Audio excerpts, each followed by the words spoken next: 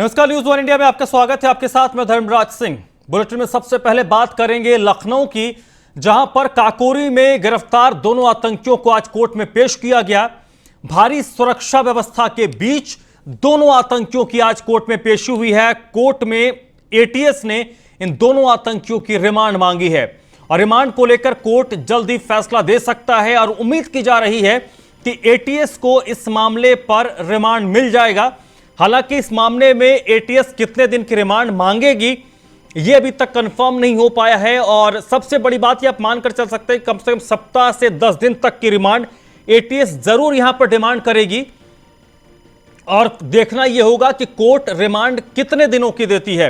तो बड़ी खबर इस वक्त यही है, कड़ी सुरक्षा व्यवस्था के बीच आज लखनऊ में दोनों को कोर्ट में पेश किया गया है। दोनों गिरफ्तार आतंकी आज कोर्ट में पेश किए गए हैं और उनको कोर्ट में पेश करने से पहले कड़ी सुरक्षा व्यवस्था कोर्ट में की गई थी। चारों तरफ सुरक्षा कर्मियों की तैनाती थी, पुलिस बल को तैनात किया गया था, हर संदिग्ध पर नजर रखी जा रही थी। इस वक्त कोर्ट में उनको पेश कर दिया गया है, कोर्ट में वो पेश हो गए हैं और कोर्ट का फैसला क्या कुछ होता है उस पर अब सभी लोगों की नजर टिकी हुई है। अमूमन ये देखा जाता है कि ऐसे जब भी मामले सामने आते हैं तो एटीएस या जो भी जांच एजेंसी होती है वो कम से कम सप्ताह 10 दिन की रिमांड मांगती ही मांगती है। तो इस मामले पर भी आप उम्मीद कर सकते हैं कि एटीएस की तरफ से कम सप्ताह और मैक्सिमम से मैक्सिमम 2 सप्ताह तक का रिमांड मांगा जा सकता है। कोर्ट ये देखेगी कि इस मामले में रिमांड कितने दिनों का देना है और यहां तो ये एक बात तय माना जा रहा है कि जिस तरीके से इस मामले में बरामदगी हुई है तो एटीएस को रिमांड मिलने में ज्यादा दिक्कत नहीं होगी। कम से कम 5-7 दिन की रिमांड तो आराम से कोर्ट इस मामले में दे सकती है, लेकिन इंतजार करना होगा कि आखिरकार एटीएस की तरफ से कितने दिनों का रिमांड मांगा जाता है और कोर्ट कितने दिनों के रिमांड पर इनको देती है और देती है या नहीं देती है। ये तमाम पहलुओं को लेकर जो जवाब हैं वो अब से थोड़ी देर में मिल जाएंगे। इस वक्त दोनों आतंकियों को कोर्ट में पेश कर दिया गया है।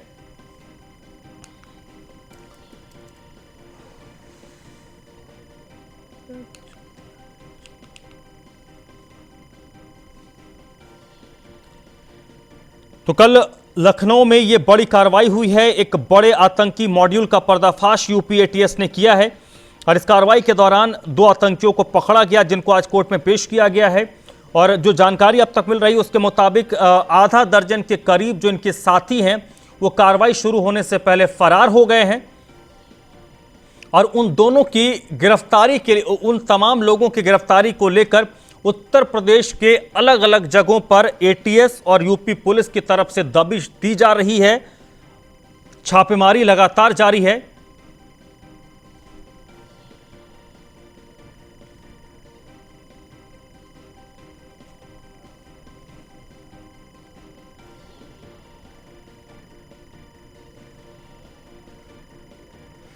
तो यूपी एटीएस को रविवार के दिन एक बड़ी कामयाबी हासिल हुई थी जब एक बड़े मॉड्यूल का एटीएस ने खुलासा किया था।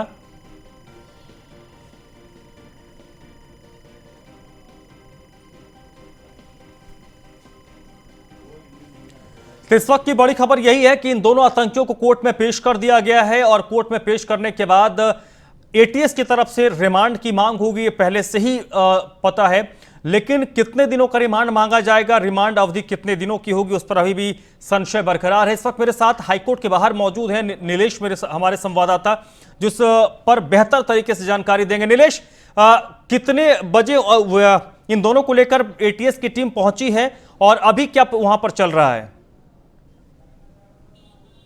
देखिए, दोनों आतंकियों को कोर्ट किया गया है। कोर्ट के अंदर सुनवाई चल रही है। एटीएस की तरफ से अर्जी डाली जाएगी, उनके डिमांड की जाएगी। देखना होगा कि कोर्ट की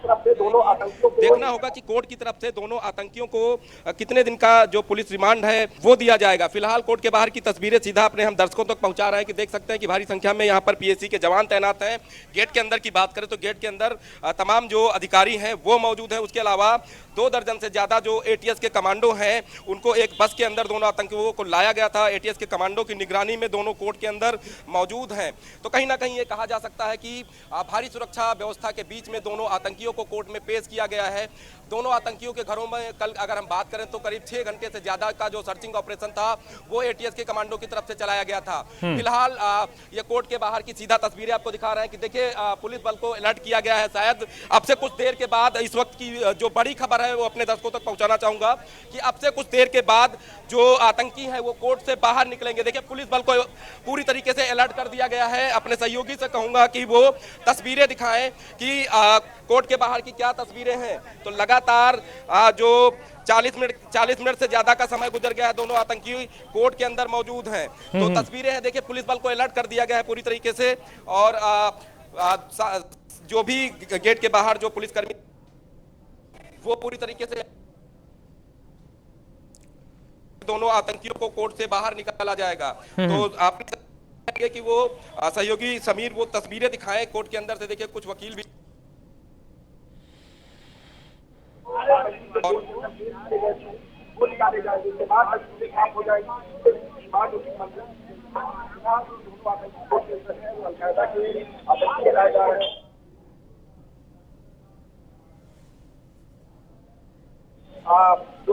जो ने जब तक 5 बजे कॉन्फ्रेंस के बाद उन्होंने बताया था कि दोनों आतंकियों के मंसूबे थे 15 अगस्त से तमाम जगहों पर एक साथ बात करके राजधानी को लहराया जाए। फिलहाल एक कोर्ट को नाकाम कर दिया है, दोनों कोर्ट में पेश है और इस तरीके हो गया है कोर्ट में पेश के बाद दोनों आतंकी बाहर निकल एटीएस के रिमांड में जाएंगे। तो फिलहाल ये तस्वीरें सीधी कोर्ट के बाहर से हम अपने दर्शकों तक पहुंचा रहे हैं। पल पल की खबरें लगातार हम लोग दिखा रहे हैं। कल से जब से ये जो सर्चिंग ऑपरेशन था वो चलाया गया, तब से न्यूज़ ऑन इंडिया लगातार पल पल की अपडेट दर्शकों तक पहुंचा रहा है। इस वक्त ये तस्वीरें कोर्ट के बाहर की हैं कि देख सकते हैं कि पुलिस बल पूरी तरीके से मुस्तैद है। दोनों तरफ पुलिस के जवान खड़े हैं, बीच में अधिकारी मौजूद हैं। इंतजार किया जा रहा है कि कितनी देर के अंदर जो है कोर्ट के अंदर जो आतंकी गए थे उनको बाहर निकाला जाएगा। देख सकते हैं कि अंदर से भी चहलकदमी करते हुए जो अधिकारी हैं वो बाहर आ रहे हैं। कुछ दिशा निर्देश दे रहे हैं, आदेश दे रहे हैं कि अलर्ट हो चुका है और आतंकी कुछ देर के अंदर ही वो बाहर निकाले जाएंगे। तस्वीरें सीधा आपके सामने हैं। देख सकते हैं कि पूरी तरीके से जो पुलिस बल है वो मुस्तैद है। ये गेट के बाहर की तस्वीरें हैं। तो कहीं ना कहीं अब से 5 से 4 मिनट के अंदर जो आतंकी हैं वो कोर्ट के बाहर निकाले जाएंगे। तो अधिकारियों का दिशा निर्देश जो यहाँ पर बाहर खड़े हुए पुलिसकर्मी हैं उनको मिल रहे हैं कि अलर्ट रहें। अब से कुछ देर के अंदर ही जो अधिकारी है वो गेट पर आ चुके हैं, आतंकियों को निकाला जाएगा। फिलहाल अभी तस्वीरें कुछ देर में साफ होंगी कि दोनों आतंकियों को कितने दिन की रिमांड पर एटीएस की स्पेशल विंग को दिया जाएगा, जिसके बाद उनसे गहनता से पूछताछ होगी और पूछताछ में तस्वीरें साफ होंगी कि कितने लोग उनको उत्तर प्रदेश के अंदर संरक्षण दे रहे थे, व्यवस्थाएं मुहैया करा रहे थे, कैसे उनको बम बनाने की सामग्री मिल रही थी, कैसे उनको जो दस्तावेज मिले हैं उसमें देख सकते हैं कि देखिए अधिकारी गेट से बाहर आ रहे हैं और देख सकते हैं कि तस्वीरें साफ हैं आपके सामने हैं। देख सकते हैं कि जो ये सीधी तस्वीरें आपके सामने है। जो आतंकियों की गाड़ी है वो बाहर निकल रही है, कोर्ट के गेट से बाहर निकल रही है गाड़ी। सहयोगी समीर से कहूंगा कि जूम करके दर्शकों तक ये सारी तस्वीरें पहुंचाए। इस वक्त की बड़ी खबर है कि दोनों आतंकी पेशी के बाद से लगातार ये कयास लगा रहे कब निकाले जाएंगे। ये देख सकते हैं कि ये एटीएस की आगे वाली गाड़ी है, इसमें जो अधिकारी हैं वो बैठे हैं। उसके अलावा ये देख सकते हैं कि इसी बस में दोनों आतंकी सवार हैं और समीर से कहूंगा कि तस्वीरें जूम करके दिखाएं। देख सकते हैं कि ये दोनों आतंकी बीच में बैठे हुए हैं और इनकी कोर्ट में पेशी के बाद इनको निकाल दिया गया। सीधा जो है एटीएस के कमांडो की निगरानी में इन आतंकियों को निकाला गया है। तो ये सीधी तस्वीरें अपने दर्शकों तक मैं पहुंचा रहा हूं कि ये देख सकते हैं कि जो बस है वो बस से दोनों आतंकी निकाल दिए गए हैं। तो करीब 40 मिनट से ज्यादा कोर्ट में दोनों आतंकियों की पेशी चली है। पेशी के बाद दोनों आतंकियों को निकाल दिया गया है। हालांकि अभी तस्वीरें साफ हो जाएंगी कितने दिनों की रिमांड दोनों आतंकियों को एटीएस को मिली है। फिलहाल पेशी के बाद दोनों आतंकी निकाले गए हैं। जी चलिए, तो ये बड़ी खबर इस वक्त की अपने दर्शकों को हम बता रहे हैं कि दोनों आतंकियों की पेशी हो गई है और पेशी होने के बाद एक बार फिर से एटीएस की टीम उनको लेकर रवाना हो चुकी है। लेकिन अभी भी उस बात को लेकर संशय बरकरार है नीलेश की आखिरकार कितने दिनों का रिमांड मिला है। ऑफिशियल तौर पर अभी जो वकील होंगे उस पर प्रेस कॉन्फ्रेंस। हाँ नीलेश, संभवतः यहां पर निकल रहे हैं और जो देखिए तस्वीरें हैं कोर्ट के बाहर की तस्वीरें, सीधी तस्वीरें मैं अपने दर्शकों तक पहुंचा रहा हूं कि एक और गाड़ी निकली है, अधिकारी की गाड़ी है ये। हालांकि कोई भी कुछ बोलने को तैयार नहीं है। एक के बाद एक जो गाड़ियां अंदर थी मौजूद थी पेशी के दौरान, जो अधिकारी मौजूद थे पेशी के दौरान, वो यहां से निकल रहे हैं। तो ये सीधी तस्वीरें दर्शकों तक कोर्ट के बाहर से न्यूज़ वन इंडिया पहुंचा रहा है। उसके अलावा दूसरी तस्वीरें, दूसरे तरफ की तस्वीरें भी जो है हम अपने दर्शकों तक पहुंचाएंगे। तो ये कोर्ट के बाहर की तस्वीरें हैं।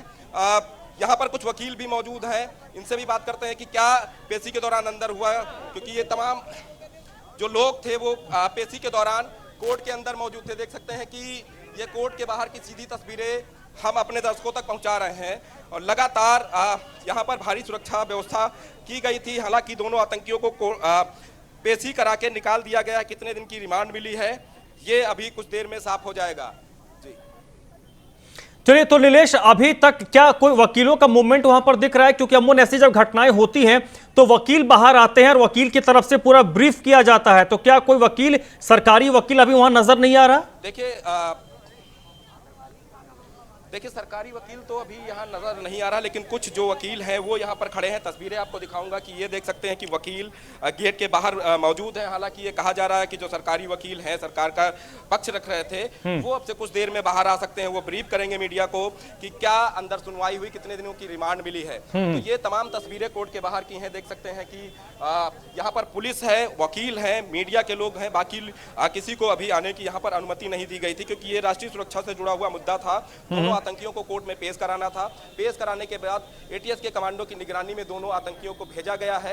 अब से कुछ देर में तस्वीरें साफ हो जाएंगी कि कितने दिनों की रिमांड दोनों आतंकियों को दी गई है। और रिमांड के दौरान जब आतंकियों से पूछताछ होगी, आतंकियों के परिवारों के जो सदस्य हैं उनसे पूछताछ होगी, तो तमाम तस्वीरें साफ होंगी। अभी तक के कल से अगर अभी तक के हम समय को देखें तो 24 घंटे का समय गुजर गया है और इस दौरान तमाम अहम जानकारियां एटीएस के हाथ लगी हैं, चाहे वो दस्तावेजों से जुड़ी हो या बम ब्लास्ट से जुड़ी हो। जिस तरीके से एडीजी एलओ ने कल प्रेस कॉन्फ्रेंस करके ये बताया था कि आगामी 15 अगस्त को ये दोनों आतंकी उत्तर प्रदेश में तमाम जगहों पर बम ब्लास्ट करने वाले थे, उसको फिलहाल नाकाम कर दिया गया है। और इनके जो सहयोगी हैं, जो इनका उत्तर प्रदेश के अंदर सहयोग दे रहे थे, साथ दे रहे थे, इनको सामान मुहैया करा रहे थे, चाहे वो आर्थिक व्यवस्था की बात हो या फिर सामान दिलाने की बात हो, उन तमाम पहलुओं पर लगातार एटीएस पड़ताल कर रही है। और आने वाले दिनों में, आज की अगर हम बात करें तो संभल में, बिजनौर में, कानपुर में और रायबरेली में एक साथ तमाम जगहों पर एटीएस की टीमें पहुंची हुई हैं, छापेमारी कर रही हैं, पूछताछ कर रही हैं, ताकि इनसे जुड़े हुए जो लोग हैं, जो इस तरीके के मंसूबे रखते हैं कि उत्तर प्रदेश के अंदर बम ब्लास्ट करें और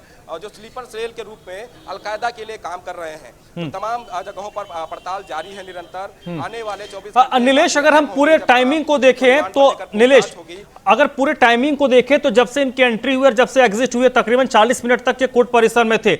मुझे जहां तक लगता है कि जज के सामने बहुत ज्यादा नहीं तो 5-7 मिनट तक ही इनको स्टैंड किया गया होगा और सरकारी वकील के तरफ से कुछ तथ्य, कुछ आंकड़े, कुछ फैक्ट वहां रखे गए, सबूत रखे गए होंगे और जज साहब ने सीधे उनकी रिमांड मुकर्रर कर दी होगी। देखिए बिल्कुल, अगर हम दोनों आतंकियों की बात करें तो दोनों आतंकी करीब 40 से 45 मिनट तक कोर्ट परिसर में रहे थे। उसके बाद इनको जज के सामने पेश किया गया है। सरकारी वकील ने अपनी दलीलें प्रस्तुत की कि किस तरीके से दोनों आतंकी उत्तर प्रदेश के अंदर रहकर जो है बम ब्लास्ट करना चाहते थे। जो इनके पास से दस्तावेज बरामद हुए हैं, जो वेपन्स बरामद हुए हैं, जो विस्फोटक सामग्री बरामद हुई है, वो सभी तथ्य जो है खुलकर जज के सामने रखे गए होंगे। और कुछ तस्वीरें मैं अपने दर्शकों तक पहुंचाना चाहूंगा कि जो अधिकारी भी इस कोर्ट में पेशी के दौरान वहां मौजूद थे, उनकी गाड़ियां भी अब कोर्ट के बाहर आ रही हैं। तो कहीं ना कहीं ये कहा जा सकता है कि जब रिमांड मिलेगी तो दोनों, जब आतंकियों से सख्ती से पूछताछ की जाएगी तो तमाम परतें खुलेंगी, एक के बाद एक तमाम परतें खुलेंगी और तमाम नाम बेनकाब होंगे जो उत्तर प्रदेश में रहकर देश विरोधी गतिविधियों में लिप्त थे या फिर जो उत्तर प्रदेश के अंदर बम ब्लास्ट कराना चाहते थे। तो इस तरीके के मंसूबे रखने वाले लोगों के ऊपर सख्त कार्रवाई करने के सरकार की तरफ से भी लगातार निर्देश जारी किए गए थे कि ऐसे लोगों को बिल्कुल भी बख्शा ना जाए जो देश विरोधी गतिविधियों में शामिल हैं या फिर कुछ ऐसी संदिग्ध वस्तुएं इकट्ठी कर रहे हैं जो देश और प्रदेश के लिए हानिकारक है, नुकसानदायक है। उसी के तहत लगातार ये कार्रवाइयों का दौर देखने को मिल रहा है। सुबह से ही एटीएस की दर्जन भर से ज्यादा, जो सूत्रों के हवाले से हमारे पास खबर है, दर्जन भर से ज्यादा जो टीमें हैं वो कहीं ना कहीं विभिन्न जनपदों में जाकर पड़ताल कर रही हैं, पूछताछ कर रही हैं, साक्ष्य इकट्ठा कर रही हैं कि अलकायदा के स्लीपर सेल और कौन गतिविधियों में लिप्त है या कुछ ऐसी सामग्री।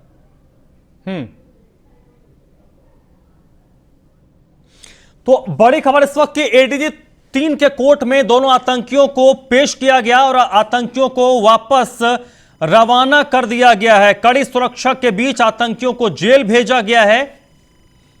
एडीजी 3 के कोर्ट में दोनों आतंकियों की पेशी हुई है और बड़ी खबर इस वक्त की यही आ रही है कि इन आतंकियों को जेल भेजा गया है, जबकि पहले खबर संभवतः यह थी कि एटीएस इनको रिमांड पर ले सकती है, रिमांड की मांग करेगी।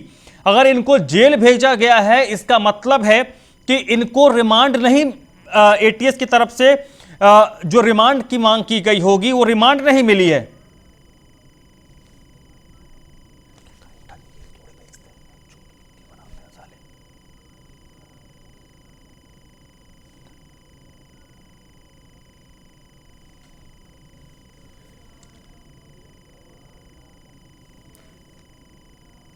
एडीजी 3 के कोर्ट में दोनों आतंकियों की पेशी हुई है और आतंकियों को वापस जेल रवाना किया गया है।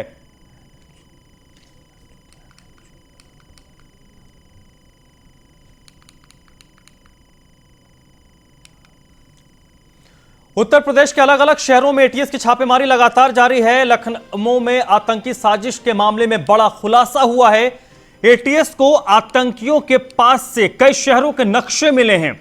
इनमें अयोध्या में राम मंदिर के आसपास की रेकी भी की गई है और उन रेकी के नक्शे मिले हैं और अयोध्या के अलावा काशी और मथुरा के धार्मिक स्थलों के नक्शे मिले हैं।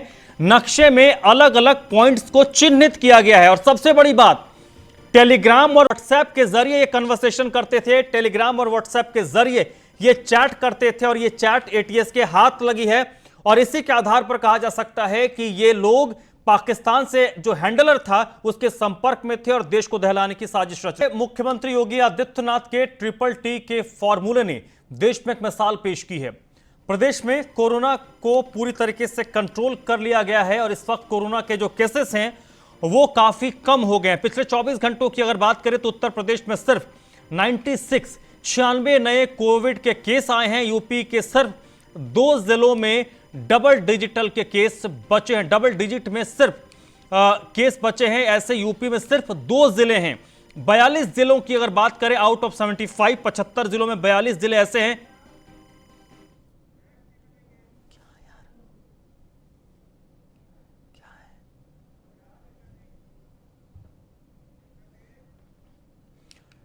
और बड़ी खबर लखनऊ से इस वक्त आ रही है। कोर्ट में पेश किया गया है एक चीनी घुसपैठिया। एटीएस के सामने चीनी घुसपैठिए ने कबूला है इससे पहले भी 4 बार यह भारत आ चुका है। बड़ी खबर इस वक्त की 2010 में हैदराबाद और 2019 में 3 बार यह दिल्ली और गुरुग्राम आया था। इस मामले में बीएसएफ ने बताया कि उसके खिलाफ मामला दर्ज होने के कारण उसे चीन में भारतीय वीजा नहीं मिला और उसे भारत आने के लिए बांग्लादेश और नेपाल से वीजा मिला था और इसके पास से जब्त इलेक्ट्रॉनिक उपकरण से कई तथ्य मिले थे और वो भारत में किसी चीनी खुफिया एजेंसी के लिए काम कर रहा था। तो बड़ी खबर इस वक्त की, चीन के एक जासूस को आज पेश किया गया। 2010 में हैदराबाद और 2019 में 3 बार ये दिल्ली और गुरुग्राम आया था। नीलेश चौहान इस वक्त मेरे साथ जुड़ चुके हैं इसी पर अपडेट के लिए। नीलेश, क्या कुछ अपडेट है चीनी घुसपैठिए के मामले में आपके पास?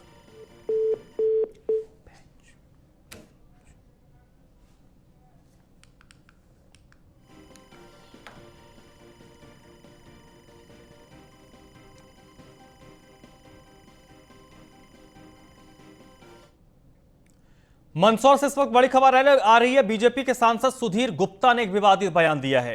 आबादी असंतुलित करने में आमिर खान जैसे लोगों का हाथ है, यह बीजेपी के सांसद का बयान है। बीजेपी के सांसद मानते हैं कि आमिर खान जैसे लोगों के कारण आबादी में असंतुलन हुआ है। आमिर खान की पहली पत्नी रीना 2 बच्चों के साथ है, दूसरी पत्नी किरण राव अब कहां भटकेगी? आमिर तीसरी खोज में जुट गए हैं।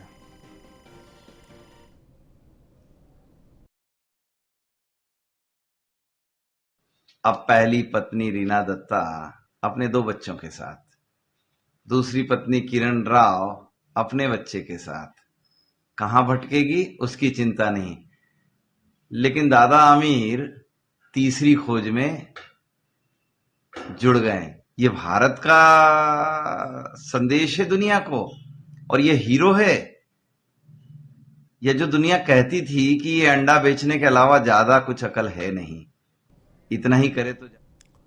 अमेठी में राज्य मंत्री सुरेश पासी जिला पंचायत अध्यक्ष राजेश अग्रहरी के शपथ ग्रहण समारोह में पहुंचे। इस दौरान उन्होंने कहा कि राजेश अग्रहरी ने 36 जिला पंचायत सदस्यों के साथ एक नई पारी की शुरुआत की है। मुझे पूर्ण विश्वास है कि वो पूरी ईमानदारी और निष्ठा के साथ काम करेंगे और अमेठी का विकास होगा।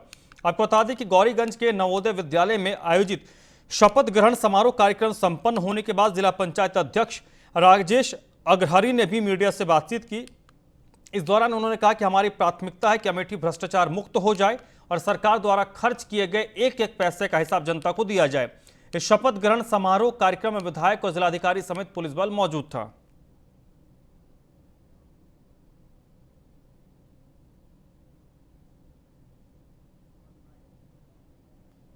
आप सभी लोग भी जानते हैं कि जिला पंचायत अध्यक्ष के रूप में राजेश अग्रहरी जी ने शपथ लिया है और आज से उन्होंने एक नई पारी की शुरुआत किया है 36 जिला पंचायत सदस्यों के साथ। मुझे पूर्ण विश्वास है कि पूरी ईमानदारी और निष्ठा के साथ राजेश जी काम करेंगे और अमेठी जनपद का विकास होगा।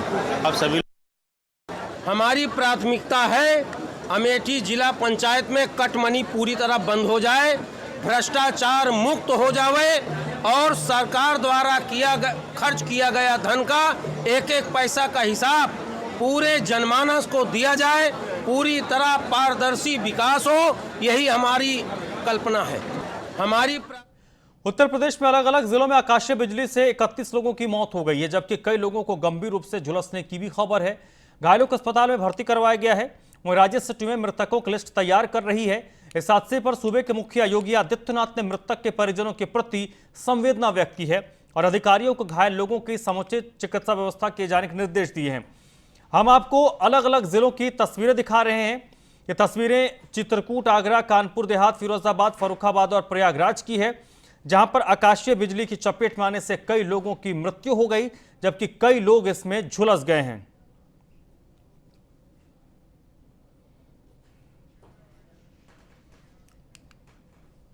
इस बुलेटिन में फिलहाल इतना ही।